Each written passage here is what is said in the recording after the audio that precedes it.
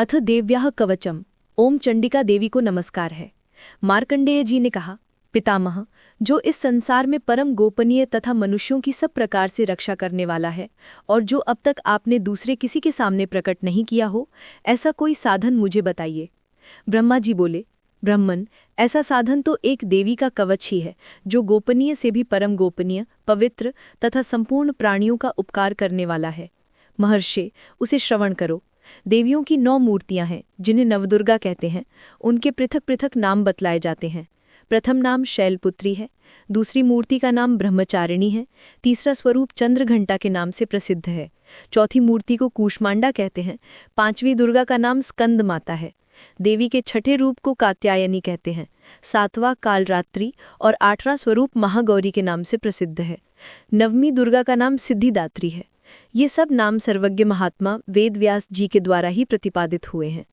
जो मनुष्य अग्नि में जल रहा हो, रणभूमि में शत्रुओं से घिर गया हो, विषम संकटों में फंस गया हो तथा इस प्रकार भय से आतुर होकर जो भगवती दुर्गा की शरण में प्राप्त हुए हो, उनका कभी कोई अमंगल नहीं होता। युद्ध के समय संकटों पड़ने पर भी उनके ऊपर कोई विपत्ति नहीं आती। उन्हें शोक, दुख और भय की प्राप्ति नहीं होती। जिन्होंने भक्तिपूर्वक देवी का स्मरण किया है, उनका निश्चय ही अभ्युदय होता है। देवेश्वरी, जो तुम्हारा चिंतन करते हैं, उनकी तुम निस्संदेह रक्षा करते हो। चामुंडा देवी प्रेत पर आरूढ़ होती हैं, वाराही भैंस पर सवारी करती हैं, ऐरावती का वाहन ऐरावत हाथी है, वैष्णवी देवी गरुड़ पर ही आसन जमाती हैं, महेश्वरी वृषभ पर आरूढ़ होती हैं, कौमारी का वाहन मयूर है, भगवान विष्णु की प्रियतमा लक्ष्मी देवी कमल के आसन पर विराजमान है और हाथों में कमल धारण किए हुए हैं। वृषभ पर आरूढ़ ईश्वर देवी ने श्वेत रूप धारण कर रखा है। ब्राह्मी देवी हंस पर बैठी हुई हैं और सब प्रकार के आभूषणों से विभूषित हैं। इस प्रकार ये सभी माताएं सब प्रकार की योग शक्तियों से संपन्न हैं। इनके सिवा और भी बहुत सी देवियां हैं, जो अनेक प्रकार के आभूषणों की शोभा से युक्त तथा नाना प्रकार के रत्नों से सुशोभित हैं। ये संपूर्ण देवियां क्रोध में भरी हुई हैं और भक्तों की रक्षा के लिए रथ पर बैठी दिखाई देती हैं। ये शंख, चक्र, गदा, शक्ति, हल और मूसल, खेटक और तोमर, परशु और पाश, कुंत एवं त्रिशूल एवं उत्तम शारंग धनुष आदि अस्त्र शस्त्र अपने हाथों में धारण करती हैं। दैत्यों की शाहीर का नाश करना, भक्तों को अभय दान देना और देवताओं का कल्याण करना, यही उनके शस्त्र धारण का उद्देश्य है। कवच आरंभ करने के पहले इस प्रकार प्रार्थना करनी चाहिए। महान रौद्र रूप, अत्यंत घोर पराक्रम, महान बल और महान उत्साह वाली देवी, तुम महान भय का नाश करने वाली हो, तुम्हें नमस्कार है। तुम्हारी ओर देखना भी कठिन है। शत्रुओं का भय बढ़ाने वाली जगदम्बिके, मेरी रक्षा करो।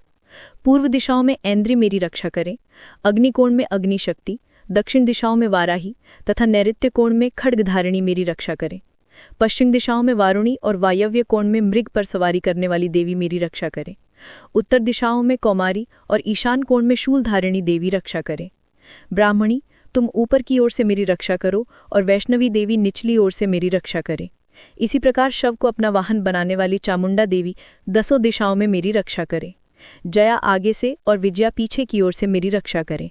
वाम भाग में अजिता और दक्षिण भाग में अपराजिता रक्षा करें।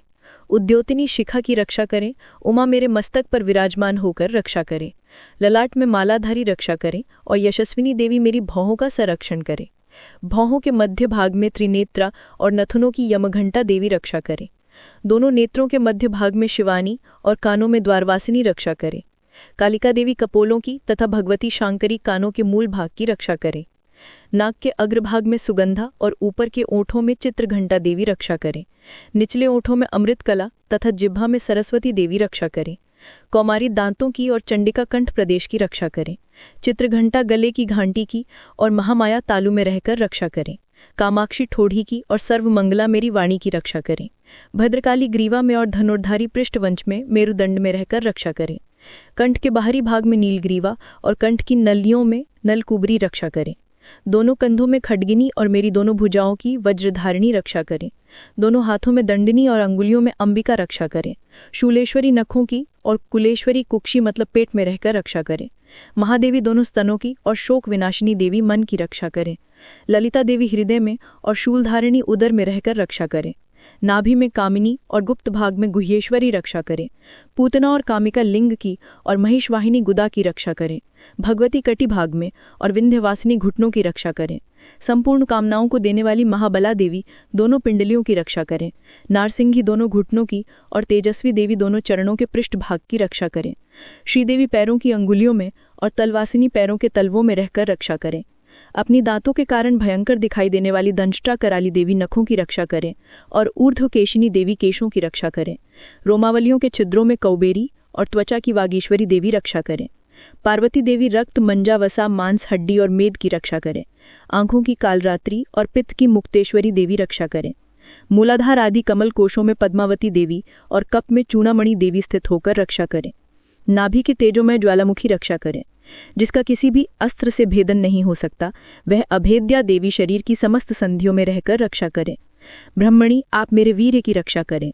छायेश्वरी छाया को तथा धर्मधारिणी देवी मेरे अहंकार, मन और बुद्धि की रक्षा करें। हाथ में वज्र धारण करने वाली वज्रहस्ता देवी मेरे प्राण, अपान, व्यान, उदान और समान वायु की रक्षा करें।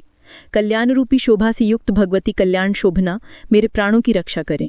रस, रूप, गंध, शब्द और स्पर्श, इन विषयों का अनुभव करते समय योगिनी देवी रक्षा करें तथा सतोगुण, रजोगुण और तमोगुण की रक्षा सदा नारायणी देवी करें। वाराही आयु की रक्षा करें, वैष्णवी धर्म की रक्षा करें तथा चक्र धारण करने वाली चक्रिणी देवी यश, कीर्ति, लक्ष्मी, धन तथा विद्या की रक्षा करें। इंद्राणी, आप मेरे गोधन की रक्षा करें।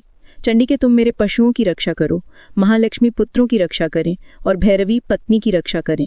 मेरे पक्षियों, सुप्त मार्ग और यात्राओं में क्षेमकारी रक्षा करें। राजाओं के दरबार में महालक्ष्मी रक्षा करें और सब और व्याप्त रहने वाली विजया देवी संपूर्ण भय से मेरी रक्षा करें। देवी, जो स्थान कवच में नहीं कहा गया है अर्थात रक्षा से रहित है, वह सब तुम्हारे द्वारा सुरक्षित हो, क्योंकि तुम विजयी और पाप नाशिनी हो। यदि अपने शरीर का भला चाहे तो मनुष्य बिना कवच के कहीं एक पग भी न जाए, कवच का पाठ करके ही यात्रा करे।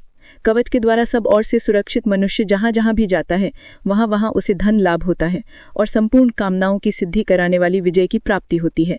वह जिस अभीष्ट वस्तु का चिंतन करता है उसको निश्चय ही प्राप्त कर लेता है। वह पुरुष इस पृथ्वी पर तुल्य रहित महान ऐश्वर्य का भागी होता है।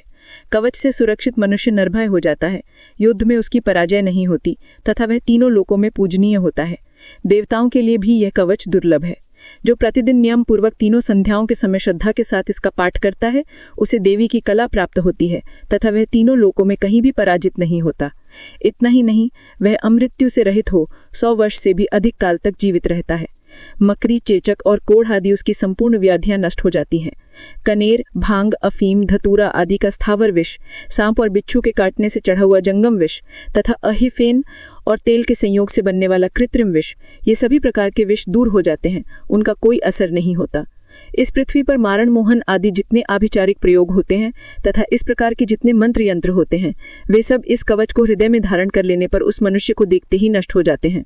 यही नहीं, पृथ्वी पर विचरण करने वाले ग्राम देवता, आकाशचारी देव विशेष, जल के संबंध से प्रकट होने वाले गण, उपदेश मात्र से सिद्ध होने वाले निम्न कोटि के देवता, अपने जनक के साथ प्रकट होने वाले देवता, कुल देवता, माला, कंठमाला आदि, डाकिनी, शाकिनी, अंतरिक्ष में विचरने वाली अत्यंत बलवती भयानक डाकिनियां, ग्रह, भूत, पिशाच, यक्ष, गंधर्व, राक्षस, ब्रह्म राक्षस, बैताल, कुंभांड और भैरव आदि अनिष्टकारी देवता भी हृदय में कवच धारण किए रहने वाले उस मनुष्य को देखते ही भाग जाते हैं।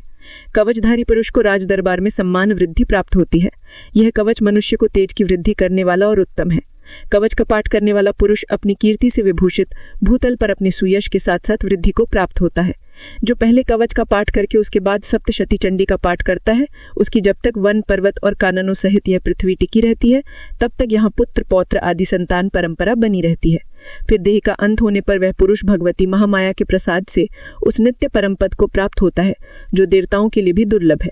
वह सुंदर दिव्य रूप धारण करता है और कल्याणमय शिव के साथ आनंद का भागी होता है। इति देव्या कवचम संपूर्णम।